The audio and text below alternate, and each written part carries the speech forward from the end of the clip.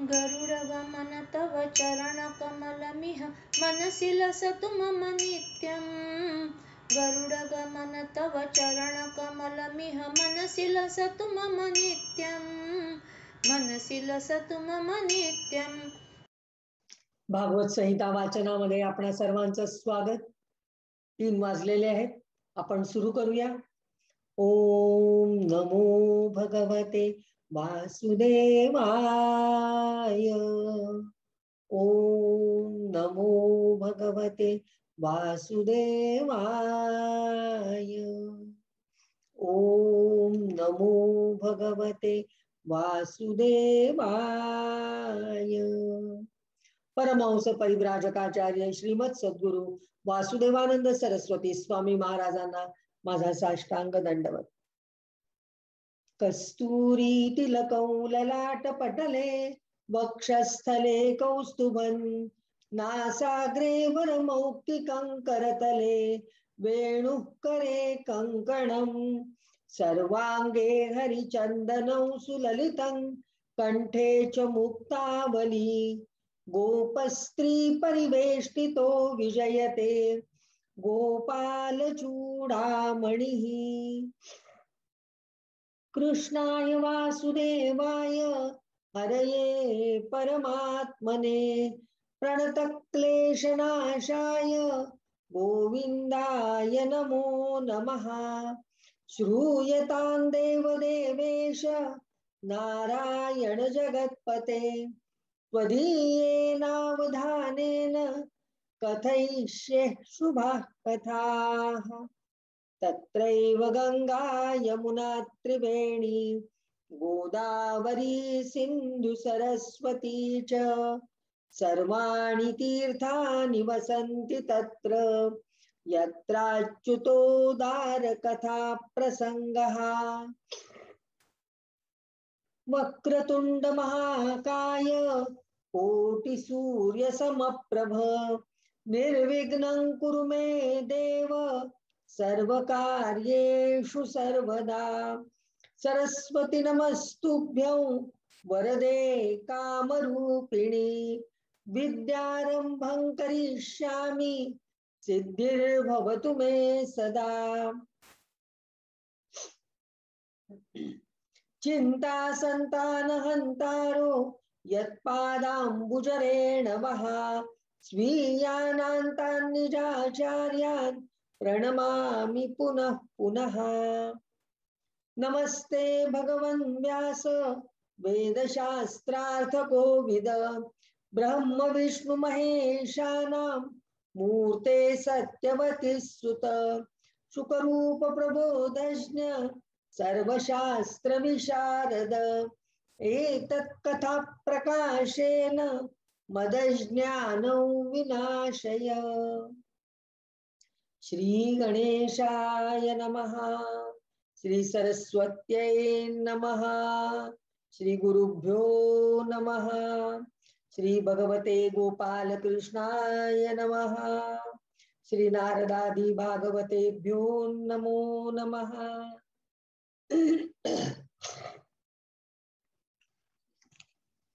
नारायण नारायण जय गोविंद हरे। नारायण नारायण जय गोपाल हरे। नारायण नारायण जय गोविंद हरे। नारायण नारायण जय गोपाल हरे। करुणा पारावर वरुणालय गंभीर घन नीरद संकाशकृत कलिकल्मषनाश यमुना तीर विहार धृत कौस्तुभ मणिहार पीतांबर परिधान सुर कल्याण निधान मंजुल गुंजाभूष माया मानुष वेश राधाधर मधुरसिक रजनी कर कुलतिलक नारायण नारायण जय गोविंद हरे। नारायण नारायण जय गोपाल हरे. नारायण नारायण जय गोविंद हरे. नारायण नारायण जय गोपाल हरे. बोला गोपाल कृष्ण भगवान की जय. आपण चौथ्या स्कंधाला सुरुवात केलेली आहे. चौथ्या स्कंधातला आपला पहिला अध्याय समाप्त झालेला आहे, संपन्न झालेला आहे. आणि आज आपण द्वितीय अध्यायाकडे वळतो आहोत. द्वितीय अध्यायात आपल्याला भगवान शिव आणि दक्ष प्रजापती यांच्यात काय वैर होतं, यांच्यात काय द्वेष होता, याची कथा आपल्याला बघायला मिळणार आहे. तर आपण सुरू करूया. अथ द्वितीयोऽध्यायः. विदुर्वाच. विदुर काय म्हणतायत मैत्रेय मुनींना ते आपण बघूया. विदुरांनी काय प्रश्न विचारले ते आपण जाणून घेऊया. विदुरवाच. भवेशीलवतां श्रेष्ठे दक्षो तु हि त्रुवत्सलः विद्वेष्वमकरोत्कस्मा धनादृत्यात्मजां सतीं कस्तौ चराचर गुरुन् निर्वैरं शान्तिभिग् कस्तौ चराचर गुरुन् निर्वैरौ शांत विग्रहम् आत्मा रामं कथं द्वेष्टि जगतो दैवतं महत्. विदुर मैत्रेय मुनींना विचारतायत, ब्राह्मण प्रजापती दक्ष यांचे तर आपल्या कन्यांवर खूप प्रेम होतं. मग त्यांनी आपली कन्या सती हिचा अनादर करून शीलवानांमध्ये सर्वश्रेष्ठ श्री महादेवांचा द्वेष का केला? कशासाठी त्यांनी महादेवांचा द्वेष केला? सतीचा अनादर का केला? महादेव तर चराचराचे गुरु, वैररहित शांत मूर्ती, आत्माराम आणि जगाचे परम आराध्य दैवत असे आहेत. त्यांच्याशी कोण आणि का बरं वैर करील? असं असताना मग दक्ष राजाचा त्यांच्याशी का वैर आहे? दक्ष राजाने त्यांचा द्वेष का केला? एतदाख्याहि मे ब्राह्मण जामातुश्च श्वशुरस्य च विद्वेषस्तु यतः प्राणांस् तत्यजेदुस्त्यजान् सती. हे भगवान, त्या श्वशुर आणि जामात यांच्यामध्ये इतका विद्वेष कसा उत्पन्न झाला, ज्यामुळे सतीने आपल्या सोडण्यास कठीण अशा प्राणांचाही त्याग केला? हे आपण मला सांगावे. जशी विदुरांना उत्सुकता होती की सतीने प्राणत्याग का केला, त्यांच्यामध्ये एवढं वैर कशामुळे होतं, द्वेष कशामुळे होता, दक्ष प्रजापतीला शिवाबद्दल एवढा द्वेष का वाटत होता? त्यावर मैत्रेय मुनी काय उत्तर देत आहेत ते आपण बघूया. मैत्रेय उवाच. पुरा विश्वसृजां सत्रे समेतः परमर्षयः तथा अमरगणाः सर्वे सानुगा मुनयोग्नयः तत्र प्रविष्टं ऋषयो दृष्ट्वार्कमिव रोचिषा भ्राजमानौ वितिमिरं कुर्वन्त तन्महत्सदः. मैत्रेय म्हणाले, विदुरा, पूर्वी एकदा प्रजापतींच्या यज्ञात सर्व मोठे मोठे ऋषी, देवता, मुनी आणि अग्नी आपापल्या अनुयायांसह एकत्र आले होते. त्यावेळी आपल्या तेजाने सूर्याप्रमाणे प्रकाशमान असल्यामुळे त्या विशाल सभाभवनातील अंधार दूर करणाऱ्या दक्षांना आलेले पाहून ब्रह्मदेव आणि महादेवांव्यतिरिक्त ऋषी, अग्नी इत्यादी सर्व सभासद त्यांच्या तेजाने प्रभावित होऊन आपापल्या आसनांवर उठून उभे राहिले. दक्ष प्रजापतींनी ज्या वेळेला सभेत प्रवेश केला त्यावेळेला इतर सभासद उठून उभे राहिले. उठून कोण उभं राहिलं नाही? ब्रह्मदेव आणि महादेव हे दोन देव मात्र उठून उभे राहिले नाही. पुढे बघूया. सदसस्पतिभिर्दक्षो भगवान साधु सत्कृतः अजल्लोक गुरुन्नत्वा निशसात् तदाज्ञया प्राङ्निषण्णं मृडं दृष्ट्वा नामृश्च तदनादृतः उवाच वामं चक्षुर्भ्यामभिवीक्ष्य गहन्निव. अशा प्रकारे सर्व सभासदांच्याकडून चांगल्या प्रकारे सन्मान प्राप्त झालेले तेजस्वी दक्ष जगतपिता ब्रह्मदेवांना प्रणाम करून त्यांच्या आज्ञेने आपल्या आसनावर बसले. दक्षाने काय केलं? जगतपिता असलेल्या, ज्यांच्यापासून जगाची उत्पत्ती झालेली आहे, अशा ब्रह्मदेवांना नमस्कार केला आणि आपल्या आज्ञेने आणि त्यांच्या आज्ञेने आपल्या आसनावर बसले. परंतु महादेवांना पहिल्यापासूनच बसून राहिलेले पाहून दक्ष प्रजापतीला असं वाटलं की या महादेवाने आपला अपमान केलाय, अनादर केलाय, आणि दक्षानं त्यांचा हा अनादर, हा व्यवहार सहन झाला नाही. त्यांनी त्यांच्याकडे तिरप्या नजरेने अशा रीतीने पाहिले की जणू त्यांना ते क्रोधाग्नीने जाळून टाकतील. दक्ष राजा इतका चिडला होता, दक्ष प्रजापती इतका चिडला होता की भगवान शंकर दक्ष प्रजापती आल्यानंतर त्यांना मान देण्यासाठी उठून उभे राहिले नाही. म्हणजे दक्ष प्रजापतीला स्वतःच्या पदाचा अहंकार झालेला होता. त्यामुळे भगवान शंकरांना त्यांनी ओळखलं सुद्धा नाही की कोण आहेत नेमके, हे जाणलं नाही त्यांना. पुढे बघा, श्रूयतां ब्रह्मर्षयो मे सहदेवा सहाग्नयः साधूनां ब्रुवतो वृत्त नाज्ञानान्नञ्च मत्सरात् अयन्तु लोकपालानां यशोग्नो निरपत्रपः सद्भिराचरति पंथा येन स्तब्धेन दूषितः. देव आणि अग्नी सहित समस्त ब्रह्मर्षीगण हो, प्रजापती म्हणतायत, देव आणि अग्नी सहित समस्त ब्रह्मर्षीगण हो, माझे म्हणणे ऐका. मी हे अज्ञानाने किंवा द्वेषाने म्हणत नाही, परंतु शिष्टाचार काय आहे ते सांगतो. हा निर्लज्ज लोकपालांच्या पवित्र कीर्तीला धुळीला मिळवत आहे. या घमेंडखोराने सत्पुरुषांनी आचरलेल्या मार्गाला लांछन लावले आहे. अशा प्रकारचे उद्गार त्यांनी काढलेले आहेत. पुढे ते काय म्हणतात, एष मे शिष्यतां प्राप्तो यन्मे दुहितुरग्रहित पाणिं विप्राग्निमुखतः सावित्र्या इव साधुवन् गृहीत्वा मृगशामाक्ष्यः पाणिं मर्कटलोचनः प्रत्युत्थानाभिवादार्हे वाचाप्यकृतनोचितं लुप्तक्रियाया शुचये मानिने भिन्नसे तवे अनिच्छन्नप्यदान् बालां शूद्रो ये मोषतीं गिरम्. मर्कटासारखे डोळे असलेल्या याने सत्पुरुषांप्रमाणे माझ्या सावित्री सारख्या मृगनयना पवित्र कन्येचे अग्नी आणि ब्राह्मणांच्या समक्ष पाणी ग्रहण केलेले होते.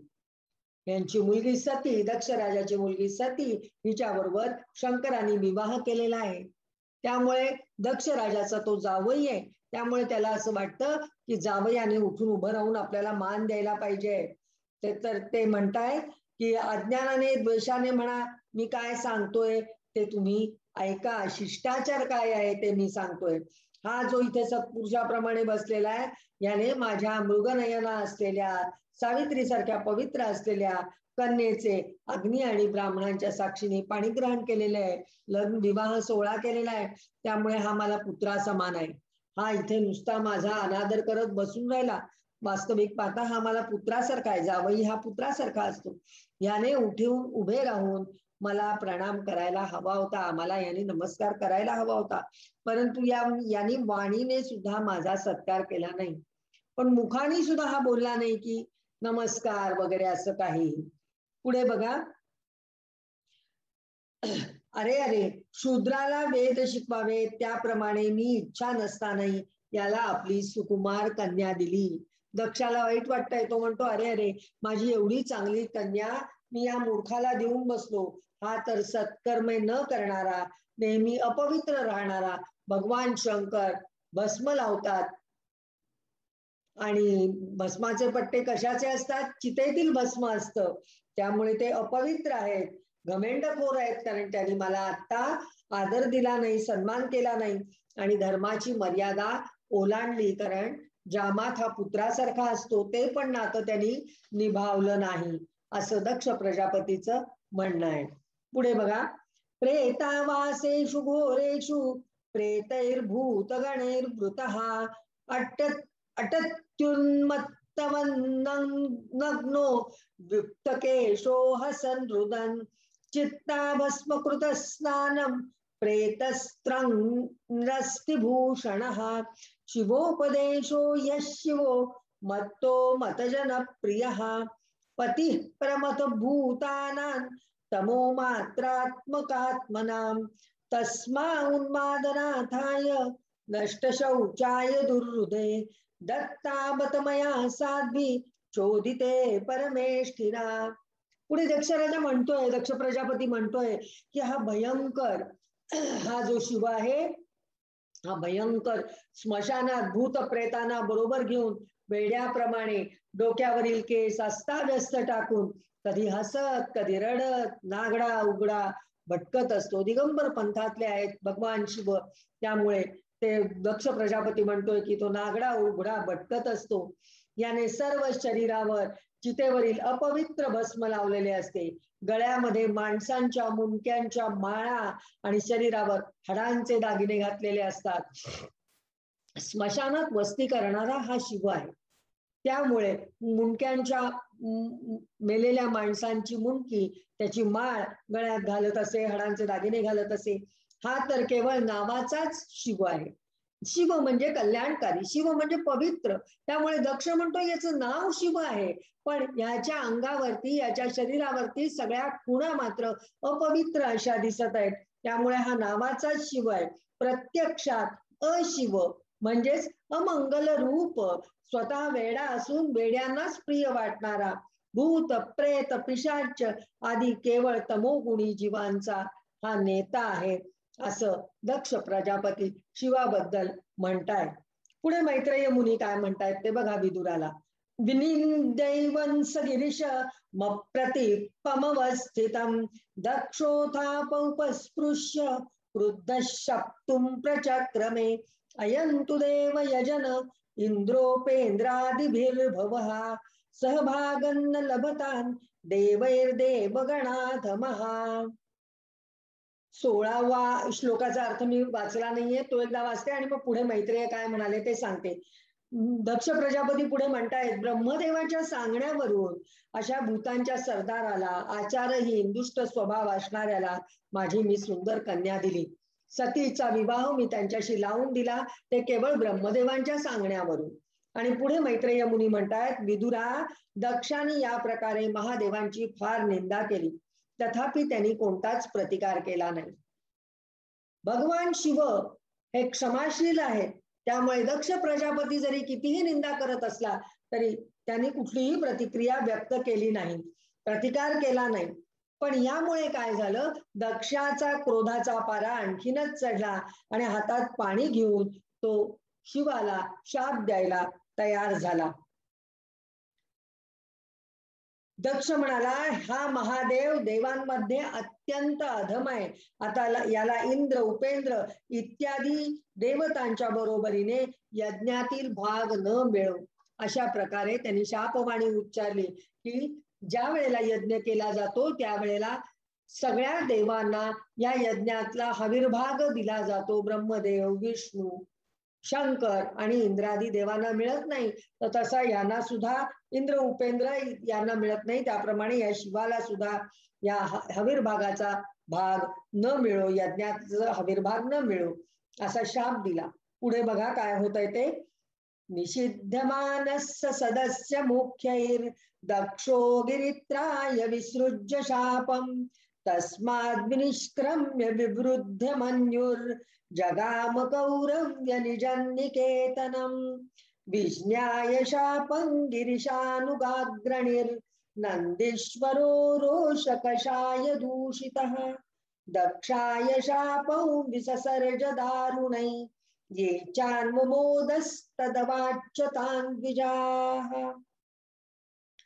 हे विदुरा, मैत्रेय मुनी म्हणतात, मुख्य सभासदांनी त्यांना असे करण्यास मनाई केली. यज्ञाच्या ठिकाणी त्या सभेमध्ये उपस्थित असलेल्या इतरांनी दक्ष प्रजापतीला सांगितलं की शिवाला तू असं रोखू नकोस, त्याचा हविर्भाग त्याला मिळाला पाहिजे, तू असं करू नकोस. तरी महादेवांना शाप देऊन रागारागाने दक्ष प्रजापती सभेच्या बाहेर पडून आपल्या घरी निघून गेला. श्री शंकरांच्या गणांमध्ये अग्रगण्य असणाऱ्या नंदीश्वराला जेव्हा दक्षाने शाप दिलेला कळला तेव्हा तो अतिशय संतापला. नंदींचं वाहन आहे, स्वतः शंकराचं ते वाहन आहे. नंदीला अतिशय राग आला की माझ्या प्रिय देवाबद्दल असे अपशब्द या दक्ष प्रजापतीने काढले, त्यामुळे तो चिडलेला आहे नंदी. आणि त्याने दक्षाला तसेच दक्षाच्या दुर्वचनांना मान्यता देणाऱ्या ब्राह्मणांना भयंकर शाप दिला. शंकर काहीच बोलले नाहीत, ते स्वस्थ बसले होते, ते कल्याणकारी आहेत, त्यांच्या नावातच शिव आहे, त्यामुळे क्रोधाग्नी त्यांना क्रोध निर्माण झाला नाही. पण नंदीला मात्र क्रोध निर्माण झाला आणि त्यांनी दक्षाला आणि इतर ब्राह्मणांना भयंकर शाप दिला. तो काय म्हणाला ते आपण बघूया. येतन्मर्त्यमुद्दिश्य भगवत्य प्रतिद्रुही द्रुह्यत्यज्ञ पृथक् दृष्टिस्तत्वतो विमुखो भवेत् गृहेषु कूटधर्मेषु सक्तो ग्राम्य सुखेच्छया कर्मतंत्रं वितनुते वेदवाद विपन्नधिः.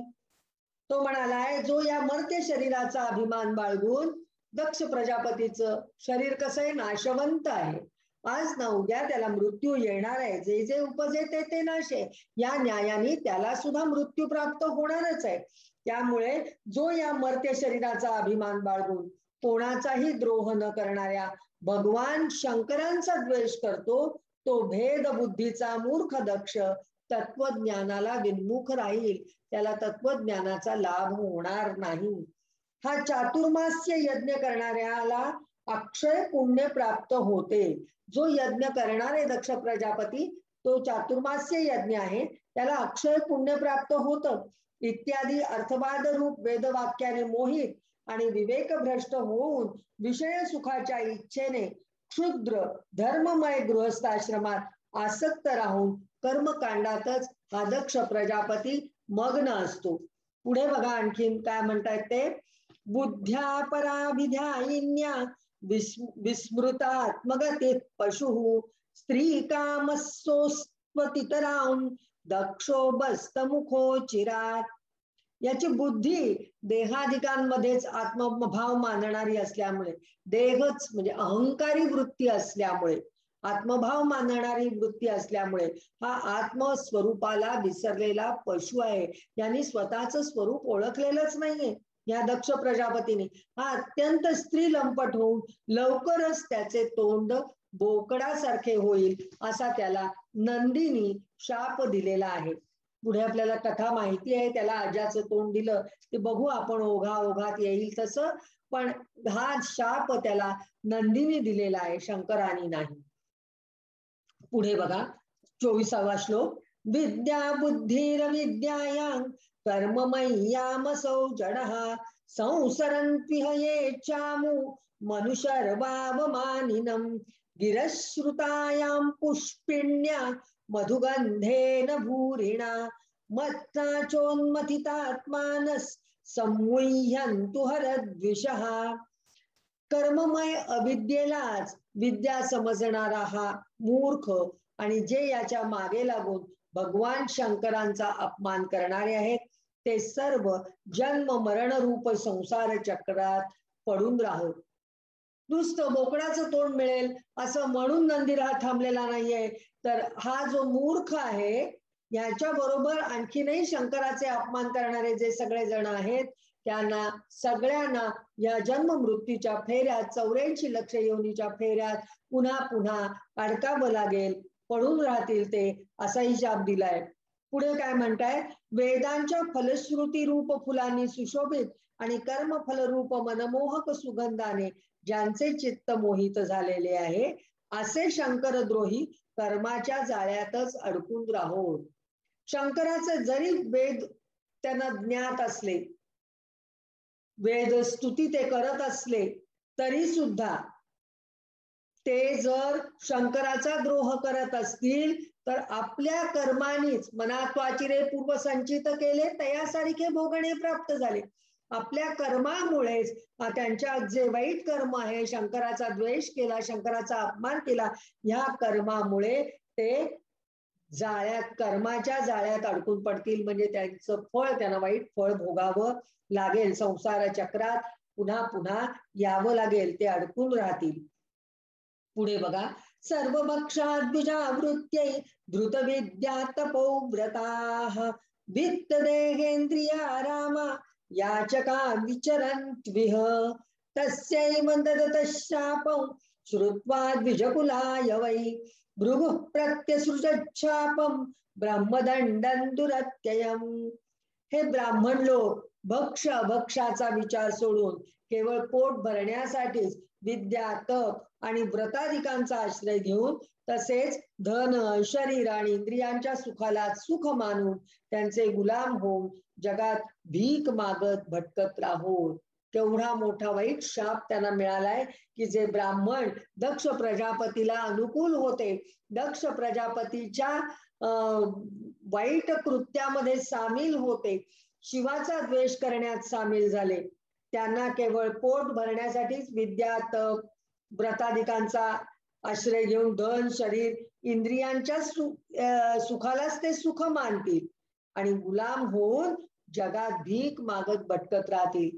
त्यामुळे वैषयिक सुखात ते सगळे मग्न झाल्यामुळे त्यांना भीक मागत भटकत राहावं लागेल असं म्हटलेलं आहे.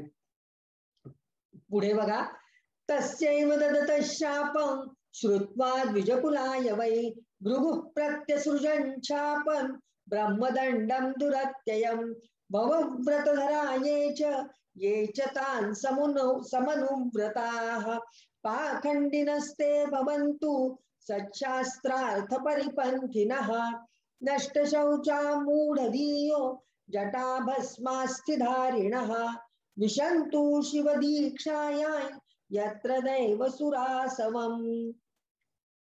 नंदीने अशा प्रकारे ब्राह्मण कुलाला दिलेला शाप ऐकून भृगूने त्याला दुस्तर प्रतिशाप रूप ब्रह्मदंड दिला. आता भृगु ऋषी तिथे होते. भृगु ऋषींना नंदीने जो ब्राह्मणाला शाप दिला तो ऐकून अतिशय राग आला आणि त्याला प्रतिशाप रूप ब्रह्मदंड दिला. ते म्हणाले, जे लोक शैवपंथी आहेत आणि जे त्यांचे अनुयायी आहेत ते सत्शास्त्राच्या विरुद्ध आचरण करणारे आणि पाखंडी हो. शिवभक्त जे आहेत ते सत्शास्त्राच्या विरुद्ध आचरण करणारे आणि पाखंडी होतील. पवित्र, आचाररहित, मंद बुद्धी, जटा, राख आणि हाडे धारण करणारे तसेच मद्याला पवित्र मानणारेच शैव संप्रदायाचे अनुयायी हो. एकमेकांना शाप आणि द्वेष करण्यातच हे सगळे मग्न झालेले आहेत.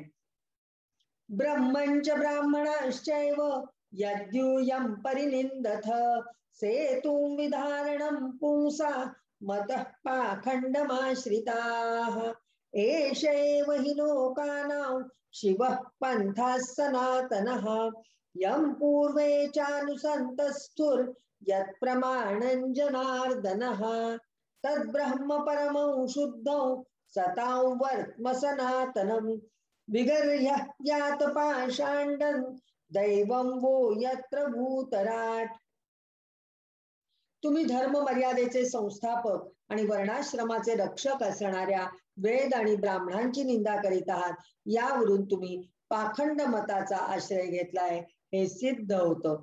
हा वेद मार्ग लोकांसाठी कल्याणकारक आणि सनातन मार्ग आहे. याच मार्गावरून पूर्वज चालत आले आहेत आणि याचे मूळ साक्षात श्री विष्णू आहे. या वेद मार्गाचे मूळ जे आहे ते आदिदेव विष्णू आहेत आणि तुम्ही तर या वेदांची आणि ब्राह्मणांची निंदा करत आहात. तुम्ही सत्पुरुषांच्या परम पवित्र आणि सनातन मार्गस्वरूप वेदांची निंदा करत आहात. म्हणून जिथे भूतांचे स्वामी तेच तुमचे इष्टदेव, त्या पाखंड मार्गाने तुम्ही जा. अशा प्रकारे भृगु ऋषींनी त्या शाप नंदीच्या इतरांना दिलेला आहे. नंदिकेश्वर म्हणजे भगवान शंकरांचं जे वाहन, ज्यांनी दक्षाला आणि दक्षाच्या बरोबरच्या ब्राह्मणांना शाप दिला, त्याच्यावरती भृगु ऋषींनी अशा प्रकारे वक्तव्य केलेलं आहे. प्रतिशाप रूप ब्रह्मदंड दिलाय असं इथे म्हटलेलं आहे. पुढे मैत्रेय उवाच. मैत्रेय काय म्हणतायत ते बघा. तस्यैव वदतः शापं भृगोस्स भगवान् भवः निश्चक्राम ततः किञ्चित् विमना इव सानुगः तेऽपि विश्वसृजौ सत्रः सहस्रः परिवत्सरान् संविधाय महेश्वास यत्रेज्य ऋषभो हरिः आप्लुत्यावभृतं यत्र गंगा यमुनयान्विता विरजेनात्मना सर्वे स्वं स्वं धामययुस्ततः। मैत्रेय म्हणतायत भृगु ऋषींनी असा शाप दिल्यामुळे भगवान शंकर काहीसे खिन्न झाले. वाईट वाटलं भगवान शंकरांना की भृगु ऋषीने असा शाप का बरं द्यावा. आपल्या अनुयायांसहित त्यामुळे ते तिथून उठून निघून गेले. त्यांना पुढे तो शाप वाणी ऐकवेना आणि आपल्या अनुयायांबरोबर त्यांनी तो दरबार ती सभा सोडली आणि ते निघून गेले. तेथे प्रजापती लोक जो यज्ञ करीत होते त्यात पुरुषोत्तम श्री हरीच उपास्य दैवत होते. जो यज्ञ चालला होता त्याचं मुख्य दैवत मूळ देवता श्रीहरी होते आणि तो यज्ञ 1000 वर्षांनी पूर्ण होणार होता. म्हणजे एखाद 2 दिवसात आठवड्यात संपणारा तो यज्ञ नव्हता. तो 1000 वर्षांनी पूर्ण होणार होता.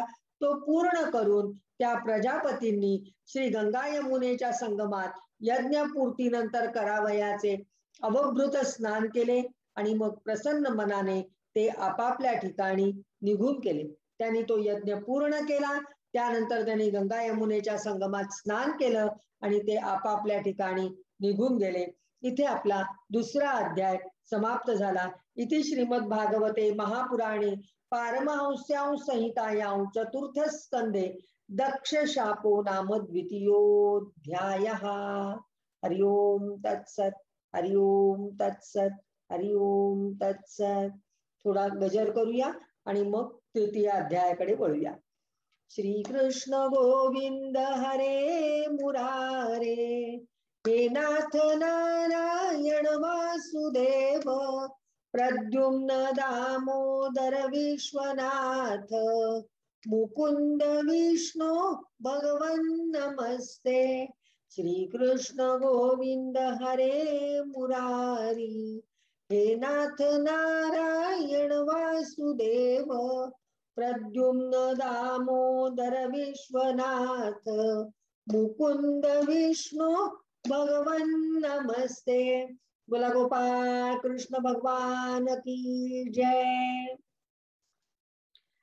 अथ तृतीयोऽध्यायः. सतीचा पित्याकडे यज्ञोत्सवात जाण्यासाठी आग्रह. आता सती आपल्या वडिलांकडे यज्ञासाठी जायला आग्रह धरते आणि ती स्वतः जातेही. ते आपल्याला या अध्यायात पाहायला मिळणार आहे. मैत्रेय उवाच सदा विद्विषतो रेवं कालो वैध्रियमाणयोः जामातुश्वशुरस्यापि सुमहानतिचक्रमे यदाभिषिक्तो दक्षस्तु ब्रह्मणा परमेष्ठिना प्रजापतीनां सर्वेषा माधिपत्ये स्मयो भगत. मैत्रेय म्हणतायत अशा प्रकारे ते श्वशुर जामात आपापसात वैर करत असतानाच पुष्कळ काळ निघून गेला. आणि जेव्हा ब्रह्मदेवानी दक्षाला सर्व प्रजापतींचा अधिपती नियुक्त केले तेव्हा तर त्याला आणखीनच गर्व झाला. मुळात अहंकारी असलेला हा दक्ष प्रजापती जेव्हा ब्रह्मदेवानी त्याला अधिपती प्रजापतींचा अधिपती म्हणून नियुक्त केलं त्यावेळेला त्याचा तो गर्व तो अहंकार वाढला आणि त्यामुळे खरं तर त्याचंच नुकसान होणार आहे. कारण अहंकारामुळे आपलं नुकसानच जास्त होतं. पुढे बघा तिसरा श्लोक. इष्ट्वास वाजपेयेन ब्रह्मिष्ठान विभूय च बृहस्पती सवन्नाम समारेभे क्रतुत्तमं तस्मिन् ब्रह्मर्षयः सर्वे देवर्षि पितृदेवताः आसनकृतस्वस्त्यय नास्त्यत्पत्न्यश्च सवर्तृका. मैत्रेय म्हणतायत श्वशुर आणि जामात यांच्यात वैर आहे. असा बराच काळ गेला.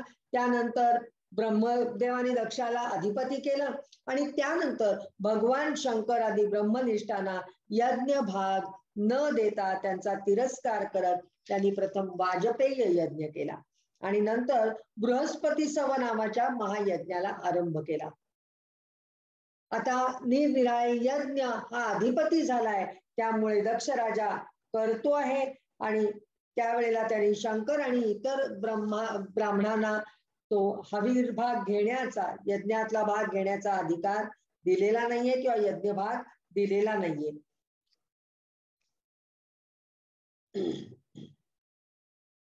तस्मिन् ब्रह्मर्षयः सर्वे देवर्षि पितृदेवताः आसन् कृतस्वस्त्ययनास्तत्पत्न्यश्च स भर्तृका.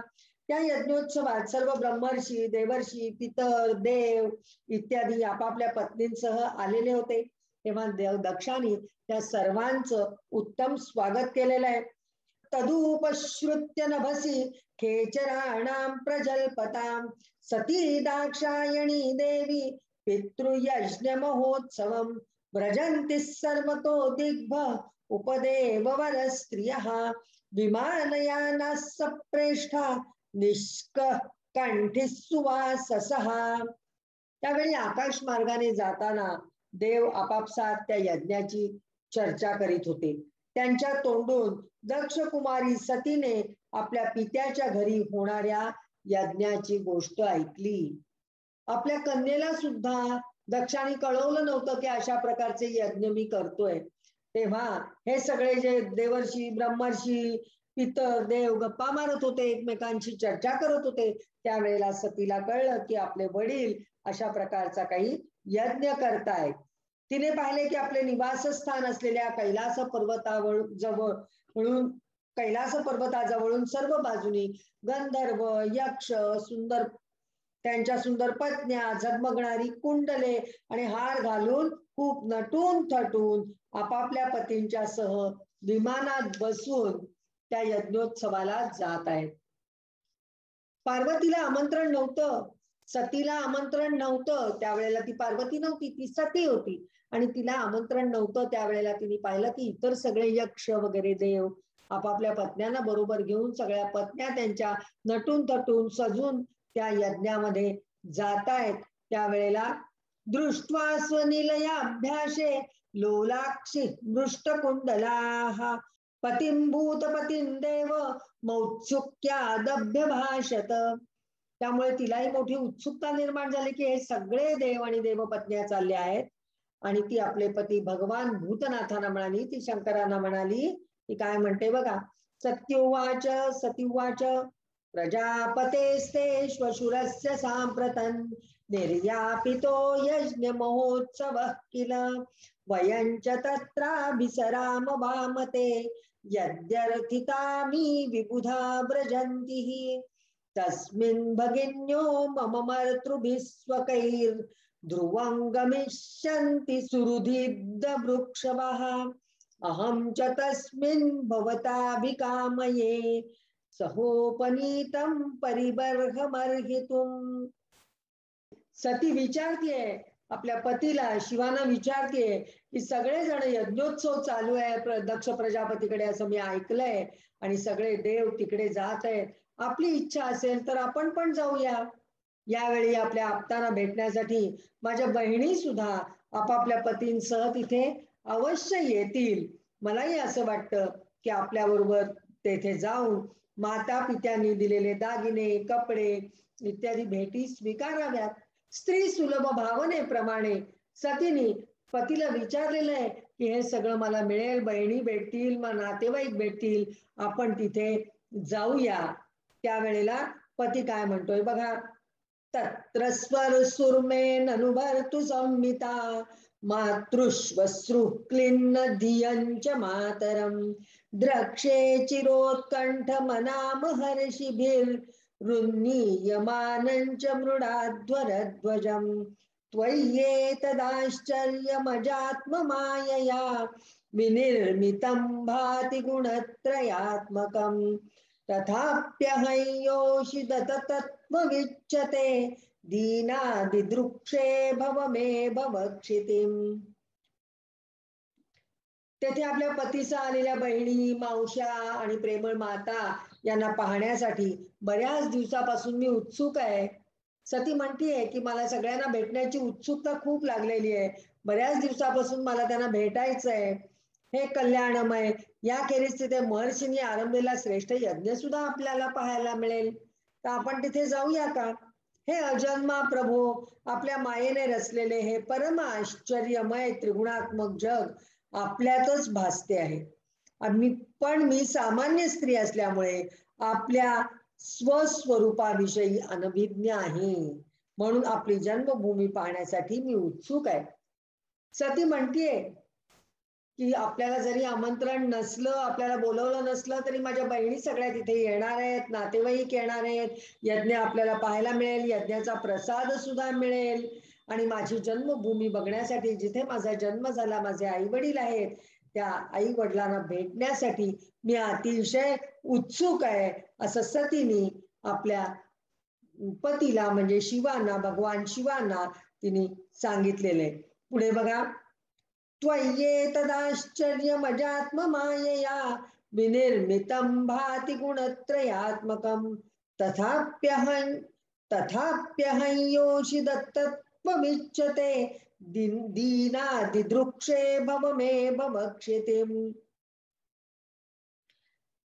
हे अजन्मा प्रभो, आपल्या मायेने रचलेले हे परम आश्चर्यमय त्रिगुणात्मक जग आपल्यातच भासत आहे. पण मी सामान्य स्त्री असल्यामुळे मला ह्या स्वरूपाविषयी मी अनभिज्ञ आहे आणि मला हे जन्मभूमी पाहण्याविषयी मी उत्सुक आहे.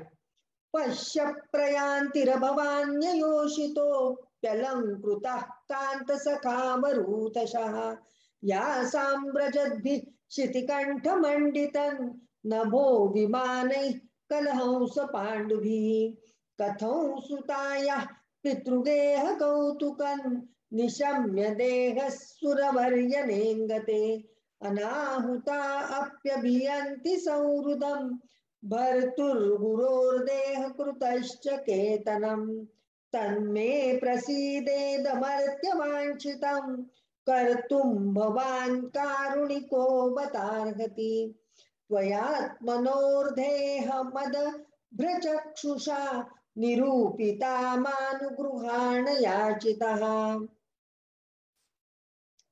हे जन्मरहित नीलकंठा, एक एक गुण जे भगवंतांचे आहेत ते सती उच्चारते आहे. आणि आता मगाशी तिने अजन्मा प्रभो म्हटलं, आता ती म्हणते हे जन्मरहित नीलकंठा, पहा ना, यात कितीतरी दक्षाशी संबंध नसलेल्या स्त्रिया सुद्धा आपापल्या पतींचं नटून थटून गटागटाने तेथे जात आहेत.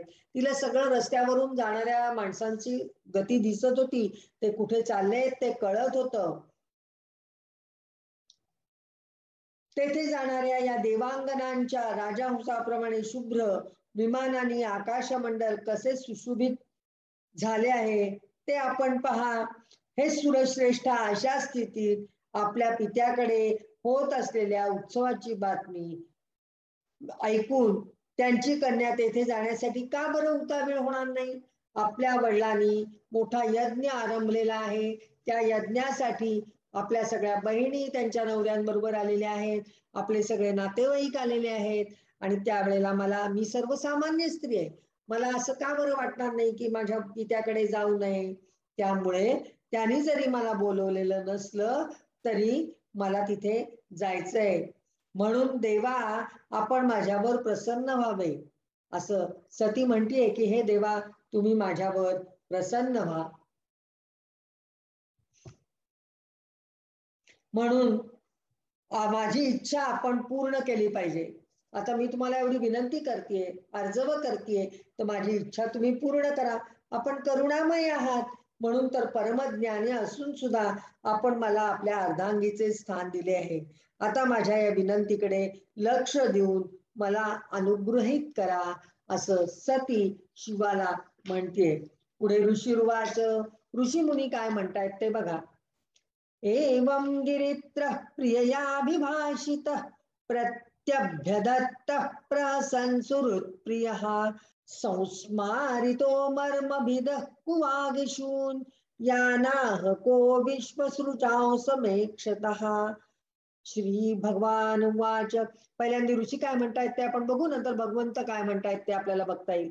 मैत्रेय मुनी म्हणाले, आपल्या प्रिय सतीने या प्रकारे प्रार्थना केल्यावर आत्मीयांचे प्रिय करणाऱ्या भगवान शंकरांना दक्ष प्रजापतीच्या त्या सर्व प्रजापतींच्या देखत बोललेल्या मर्मभेदी दुर्वचन रूप बाणांचे स्मरण झाले आणि तेव्हा ते हसून म्हणाले. श्री भगवान उवाच त्वयोदितं शोभनमेव शोभने अनाहुता अप्यभियन्ति बन्धुषु ते यद्यनुत्पादित दोष दृष्टयो बलीयसानात्मदेन मन्युना विद्यातपो वित्तवपूर्वयः कुलैर् सताङ्गुणैः षड्भिरसत्तमेतरैः स्मृतौ हतायां मृतमानु दुदृशः स्तब्धा न पश्यन्ति यधाम भूयसाम. श्री भगवान म्हणाले, हे सुंदरी, तू जे म्हणालीस की आपल्या बंधुजनांकडे न बोलवताही जाता येतं. तिने म्हटलेलं आहे की आई वडिलांनी मला बोलवलं नाही म्हणून काय झालं, आपण जायला काय हरकत आहे, ते योग्यच आहे. परंतु जेव्हा त्यांची दृष्टी अतिशय प्रबळ देहाभिमानाने उत्पन्न झालेल्या मद आणि क्रोध यामुळे द्वेषयुक्त असेल तेव्हा मात्र आपल्या आई वडिलांकडे सुद्धा जाऊ नये. म्हणजे केव्हा जावं आणि केव्हा जाऊ नये याचा सारासार विचार विवेक आपल्याला करता आला पाहिजे. असंच जणू काही भगवान शिवानी सतीला सुचवलेलं आहे. पुढे ते म्हणतायत, विद्या, तप, धन, सुदृढ शरीर, तारुण्य, उच्च कुल हे 6 सत्पुरुषांचे गुण आहेत. सत्पुरुषांचे गुण कोणते? विद्या त्यांच्याजवळ असणं, तप त्यांनी केलेलं असणं किंवा करत असणं, त्यांच्याजवळ धनही असणं, सुदृढ शरीर यष्टी असणं, तारुण्य असणं आणि अशा प्रकारचे हे उच्च कुल 6 प्रकारचे आहेत. त्यांचे सत्पुरुषांचे गुण आहेत. परंतु नीच पुरुषांमध्ये हेच सगळे अवगुण होऊन जातात. कारण या गुणांमुळे त्यांचा अभिमान वाढतो. म्हणजे हे गुण मुळात दुष्ट प्रवृत्तीच्या लोकांकडे सुद्धा असतात, पण त्यांचा अभिमान वाढतो. त्यामुळे त्यांची विवेक शक्ती नष्ट होते आणि विवेक शक्ती नष्ट झाली की महापुरुषांचा प्रभाव समाज मनावर राहू शकत नाही, किंबहुना राहतच नाही. पुढे बघा 17व्या श्लोकात 18व्या श्लोकात काय म्हणतायत, नैतादृशानां स्वजनव्यपेक्षया गृहान् प्रतीयादनवस्थितात्मनां येभ्यागतान् वक्रधियाभिचक्षते आरोपितभ्रुभिरमर्षणाक्षिभिः. म्हणूनच जे आपल्याकडे आलेल्यांना कुटिल बुद्धीने भुवया चढून रागाने पाहतात, त्या चंचल मनांच्या लोकांच्या घरी केवळ बांधव समजून जाणे बरे नाही. गेल्या यज्ञाच्या वेळेला भगवान शिवानी तो अनुभव घेतलेला आहे की भगवान शिवांकडे त्यांनी जरा सुद्धा लक्ष दिलं नाही, त्यांना आदर दिला नाही, उलट दूषण दिली. त्यामुळे भगवान शिव आता सतीला सांगतायत की अशा प्रकारे जाणं योग्य नाही. जिथे आपल्याला चांगल्या पद्धतीने बघितलं जात नाही तिथे आपण जायचं नाही, ते सांगतायत. पुढे बघा 19व्या श्लोकात ते काय म्हणतात, तथा रिभिर्न व्यथते शिली मुखै शेतेर्दितांगो हृदयेन धूयता स्वानाय यथा वक्रधियान् दुरुक्तिभिर्दिवानिशं तप्यति मर्मताडितः व्यक्तं त्वमुत्कृष्टगतेः प्रजापतेः प्रियात्मजानामसि सुभ्रुः सम्मता अर्थापि मानं न पितुः प्रपत्स्यसे मदाश्रयात्मकः परितप्यते यतः पापाच्च मानेन रुधातुरेन्द्रियः समृद्धिभिः पुरुषबुद्धिसाक्षिणीम् अकल्पयेषामधिरोढुमञ्जसा पदं परं द्वेष्टि यथा सुरा हरिम्. आपल्या कुटिल बुद्धी स्वजनांच्या कठोर वचनांनी जशी व्यथा होते तशी शत्रूच्या बाणाने घायाळ झाल्यामुळेही होत नाही. बोल इतके धारधार असतात, तलवारीपेक्षा वाणीची धार जास्त असते असं म्हटलं जातं. त्यामुळे कठोर वचनांनी आपण कुणाला दुखवू नये. बाणाने शरीर छिन्नभिन्न झाल्यावर ग्लानीमुळे झोप येते, माणूस बेशुद्ध पडतो. परंतु स्वजनांच्या कुटिल वाक्याने मर्मस्थानी आघात झाल्याने मनुष्य रात्रंदिवस बेचैन राहतो. हे सुंदरी, परमोच्च पदावर चढलेल्या दक्ष प्रजापतीला आपल्या कन्यांमध्ये तू सर्वात जास्त प्रिय आहेस. भगवान शिव समजावून सांगतायत की तू सगळ्यात प्रिय आहेस हे मी जाणतो, तथापि माझ्या संबंधामुळे तुला आपल्या पित्याकडून मान मिळणार नाही. तू माझ्या बरोबर माझी पत्नी म्हणून आल्यानंतर तुला पित्याकडून मान मिळणार नाही, कारण त्यांचा माझ्यावर अतिशय राग आहे. तर तुला तो राग सहन करावा लागेल. जीवांच्या चित्तवृत्तीचे साक्षी असणाऱ्या अहंकार शून्य महापुरुषांच्या समृद्धीला पाहून ज्यांच्या हृदयात संताप आणि इंद्रियांना व्यथा होते, तो पुरुष त्याचे पद सहजतया प्राप्त करू शकत नाही. जरी तो यज्ञ करत असला तरी सुद्धा तो जर लोकांना शिव्या शाप देत असेल तर भगवान पुरुषांचे म्हणजे भगवान विष्णूंचे पद तो प्राप्त करू शकत नाही. दैत्य श्रीहरीचा जसा द्वेष करतात तसाच ते त्यांचा मत्सरही करतात. दैत्य असुर जे आहेत ते श्रीहरींचा कसा द्वेष करतात तसंच ते त्यांचा मत्सरही करतात. त्यामुळे आपण तिथे न जाणं इष्ट आहे असंच जणू काही सुचवायचं आहे शिवाना सतीला. पुढे बघा, प्रत्युद्गम प्रश्रयणाभिवादनम विधीयते साधुमिथस्सु मध्यमे प्राज्ञैः परस्मै पुरुषाय चेतसा गुहाशयायैव न देहमानिने सत्वं विशुद्धं वसुदेव शब्दितं यदीयते तत्र पुमान पावृतः सत्वे च तस्मिन् भगवान् वासुदेवो यदोक्षजो मे नमसा विधीयते तत्ये निरीक्षो न पितापि देहकृत् दक्षो ममद्वित्तदनुव्रताश्चये यो विश्वसृग्यज्ञगा गतं वरोरुमा मनागसन्दुर्वजसा करोत्तरिः यदि व्रजिष्यस्यतिहाय वचो भद्रं भवत्या न ततो भविष्यति संभावितस्य स्वजनात् पराभवो यदा स सद्यो मरणाय कल्पते. शिव म्हणतायत, हे प्रिये, सामोरे जाणे, नम्रता दाखवणे, प्रणाम करणे इत्यादी ज्या क्रिया आहेत त्या लोकव्यवहारामध्ये परस्परात केल्या जातात. त्याच तत्वज्ञानांच्या द्वारा फार चांगल्या रीतीने केल्या जातात. ते अंतर्यामी रूपाने सर्वांच्या अंतःकरणात असलेल्या परमपुरुष वासुदेवालाच प्रणाम आदी करतात. देहाभिमानी पुरुषांना करत नाहीत. आणि तुझ्या वडिलांना मी उठून मान दिला नाही कारण त्यांना देहाचा अभिमान त्या टोकाचा झालेला होता, त्यामुळे मी त्यांना मान दिला नाही. विशुद्ध अंतःकरणाचे नावच वसुदेव आहे, कारण तेथेच भगवान वासुदेवांचा प्रत्यक्ष अनुभव येतो. त्या शुद्ध चित्तात असणाऱ्या इंद्रियातीत भगवान वासुदेवांनाच मी नमस्कार करतो. मला कुठल्याही राजाला नमस्कार करायची गरज नाहीये, तर प्रत्यक्ष विष्णूला म्हणजे त्यांचं जे रूप आहे त्यालाच मी नमस्कार करतो असं इथे म्हटलेलं आहे.